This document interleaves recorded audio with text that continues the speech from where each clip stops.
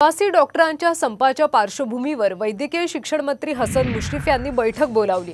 आज सायंकाळी 5 वाजल्यापासून निवासी डॉक्टर विविध मागण्यांसाठी संपावर जाणार आहेत। निवासी डॉक्टरांच्या संपामुळे रुग्णसेवेवर ताण पडू शकतो आणि त्यामुळे हसन मुश्रीफ यांनी आज माड संघटनेच्या डॉक्टर प्रतिनिधींना चर्चेसाठी बोलावले।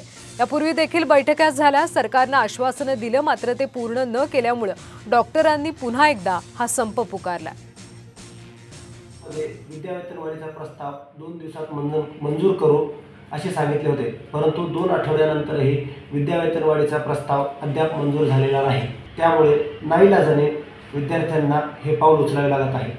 जर शासनाने आज संध्याकाळी 5 वाजेपर्यंत नवीन वसतिगृह मंजुरी तसेच विद्यावेतन वाढीचे प्रस्ताव यांना मंजुरी दिली नाही, तर संध्याकाळी 5 नंतर मध्यवर्ती माड संघटना संपूर्ण महाराष्ट्रभर बाह्य रुग्ण विभागातील सेवा बंद करणार आहे।